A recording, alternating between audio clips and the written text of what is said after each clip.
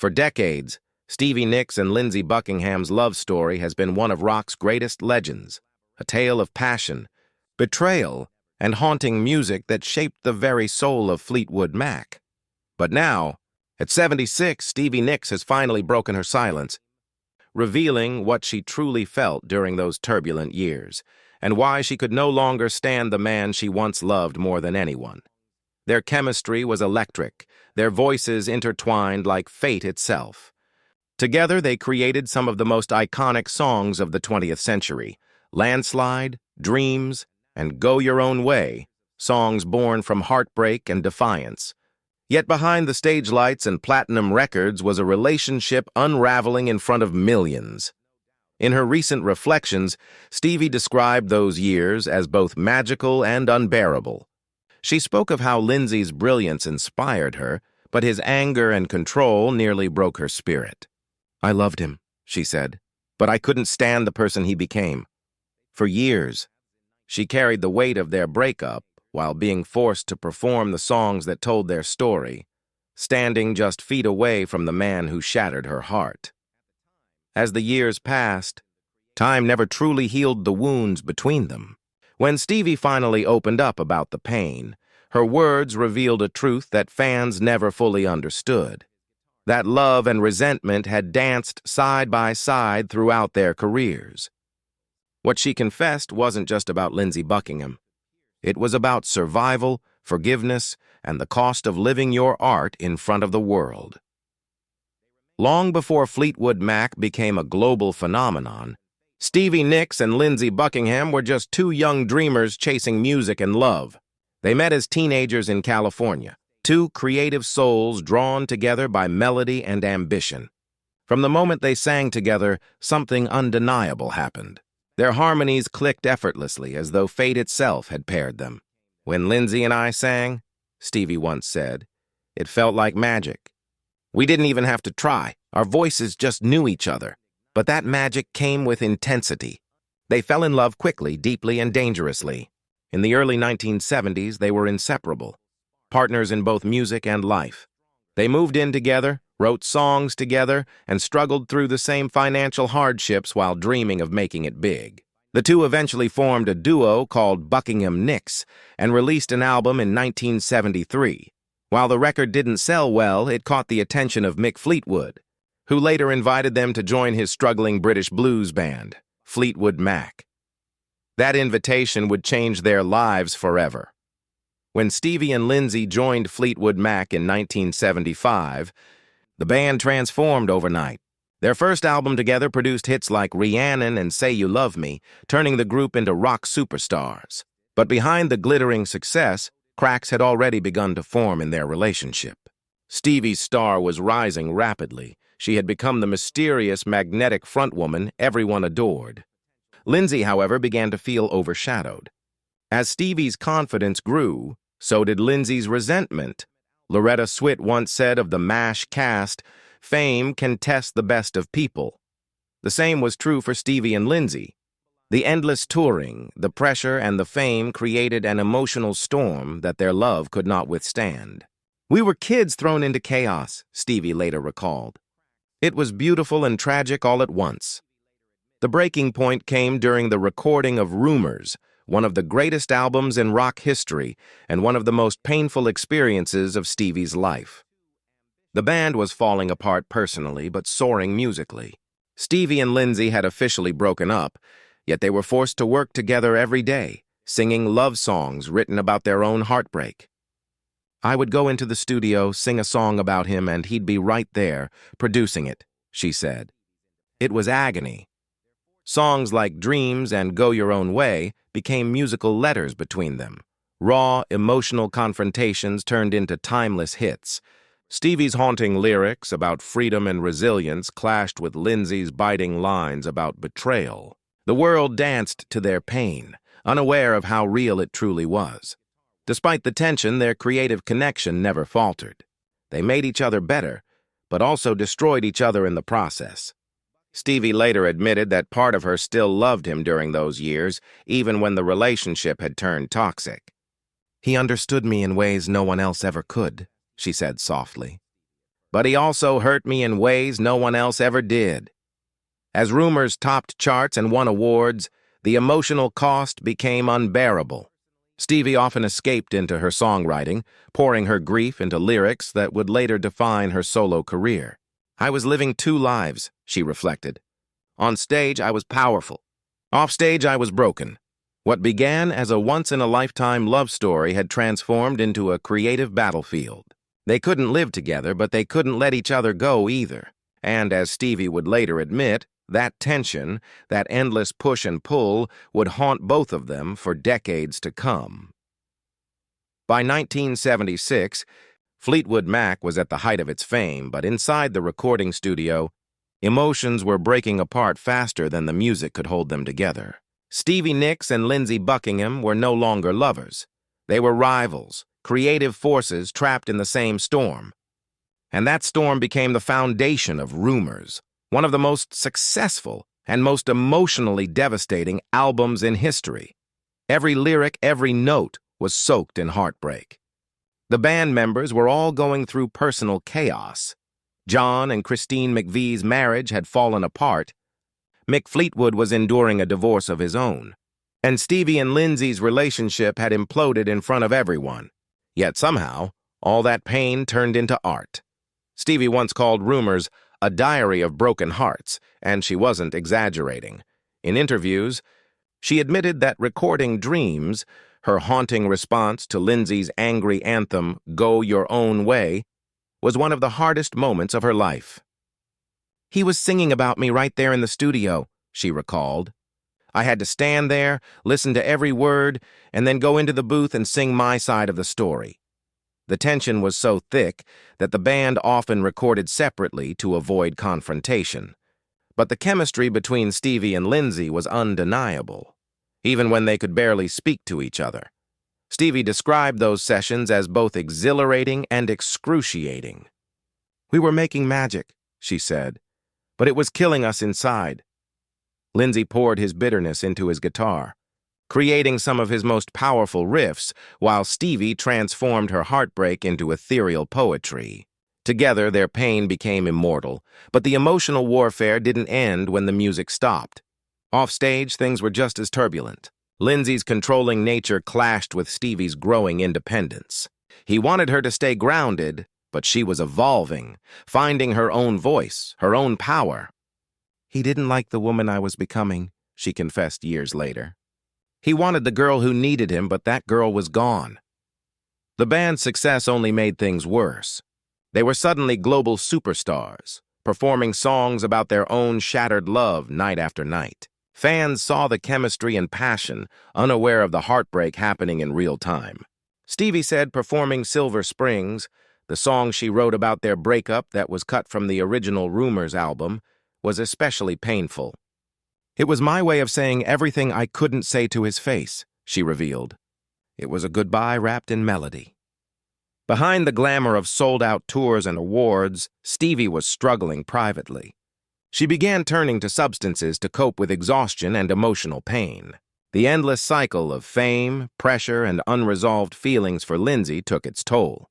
I was heartbroken and lost, she admitted. And yet I had to keep smiling for the world. Lindsey, meanwhile, channeled his frustration into perfectionism. He pushed the band harder, seeking control in the chaos. While his creative brilliance drove the music, it also deepened the wounds between him and Stevie. He was intense, demanding, impossible sometimes, she said. But that's why Rumours sounds the way it does. It's fire and fury captured forever. When the album was finally released in 1977, it became a worldwide phenomenon. Songs born from pain connected with millions. And suddenly, the heartbreak that nearly destroyed them had turned into one of the greatest artistic triumphs of all time. But for Stevie, success didn't erase the memories. Every time I heard those songs, I felt like I was reliving it, she admitted. It was like a scar that never healed. Even decades later, when she and Lindsey would reunite on stage, the ghosts of those years never truly left. The music kept them connected, but it also kept them trapped in the past. As Stevie later said, "We gave the world something beautiful, but it cost us everything we had." By the early 1980s, Stevie Nicks had reached the breaking point. Years of emotional turmoil, creative clashes, and an exhausting touring schedule had taken their toll. The tension between her and Lindsey Buckingham was at an all-time high. What had once been a powerful musical connection now felt like an open wound that refused to heal. Despite the success, Stevie felt trapped, both by the band and by her past. She needed to rediscover who she was beyond Fleetwood Mac and beyond Lindsey. In 1981, Stevie made a bold move that would redefine her career and identity. She went solo. Her debut album, Belladonna, was a revelation. It showcased her unique voice, poetic songwriting, and mystical aura without the chaos of the band overshadowing her. Songs like Edge of 17 and Leather and Lace gave fans a deeper look into her soul, raw, independent, and vulnerable all at once. The album was a massive success, and suddenly Stevie wasn't just the voice of Fleetwood Mac. She was a legend in her own right. But breaking away didn't mean breaking free from her demons. Fame had come at a heavy price. Stevie struggled with the emotional aftermath of her relationship with Lindsey, and her growing dependence on substances made the battle even harder. The endless cycle of performing, recording, and emotional exhaustion pushed her into dangerous territory. Behind her signature shawls and enchanting performances, she was quietly falling apart. Lindsey, meanwhile, had a hard time watching Stevie's solo stardom rise. Though he was proud of her, their shared history made it painful. They were still tied together professionally, but emotionally, they were drifting further apart. Whenever they reunited on stage, the energy between them was magnetic but strained, a mix of nostalgia and unresolved pain. Stevie later confessed, "It was like singing with a ghost. We were there, but not really together anymore." Her solo success brought new confidence, but also deeper loneliness. Stevie often spoke about how fame isolated her from normal life. The world saw a glamorous rock goddess, but behind the scenes, she was a woman searching for peace. Her songwriting became more introspective, reflecting on love, loss, and survival. Songs like Gypsy and Has Anyone Ever Written Anything for You captured that longing perfectly, a yearning for something real in a world built on illusion. As Fleetwood Mac continued into the 1980s, the group dynamic grew even more complicated. Personal relationships were fractured, and old wounds kept reopening. Stevie and Lindsey's unresolved tension made collaboration difficult, and their arguments became legendary within the band. Every creative decision seemed to carry emotional baggage from the past. The same passion that once fueled their greatest hits now ignited their fiercest conflicts. The tipping point came when Lindsey decided to leave Fleetwood Mac in 1987, just before their world tour. His departure marked the end of an era. For Stevie, it was both a loss and a relief. She later said, "When Lindsey left, it was like closing a door that had been half open for too long. It hurt, but it had to happen. Without him, she could finally focus on her own healing, even though his absence left a void in the band's creative chemistry." In the years that followed, Stevie embraced her independence more fully. She continued to record solo albums, tour the world, and become an icon for generations of women who saw strength in her vulnerability. Yet, despite the success, Lindsey was never far from her thoughts. Their story wasn't just about romance. It was about two artists whose souls were intertwined through music. By the end of the decade, Stevie had learned one of the hardest truths of her life. Sometimes love and art can't coexist. She once reflected, "Lindsey and I were meant to make music together, not life together." It was a bittersweet realization, one that finally allowed her to move forward. Her journey of breaking away from Fleetwood Mac wasn't just about leaving a band. It was about reclaiming her voice, her identity, and her power. And though the ghosts of her past still lingered, Stevie Nicks was finally becoming the woman she was always meant to be, independent, mystical, and unapologetically herself. By the time Stevie Nicks entered her 70s, she had seen and survived it all: fame, heartbreak, addiction, and redemption. Her journey with Lindsey Buckingham had shaped her life in ways both beautiful and painful. Decades after their split, their story still captivated fans, but for Stevie, it was finally time to let the ghosts rest. She had spent years carrying the weight of what could have been, and at 76, she was ready to speak her truth without anger. Without regret, just honesty. In a rare and emotional interview, Stevie reflected on her relationship with Lindsey and what it had taught her. "I couldn't stand it anymore," she admitted, her voice soft but steady. "The fighting, the tension, the never-ending drama, it was destroying us. We loved each other, but it wasn't the kind of love that could last." Her words carried the tone of a woman who had finally made peace with her past. Their on-and-off relationship had been one of rock, music's most legendary stories. From their passionate beginnings in Buckingham Nicks to the meteoric rise of Fleetwood Mac, the chemistry between them was undeniable. But it was also volatile. Too much emotion, too much history, and too many wounds that never healed.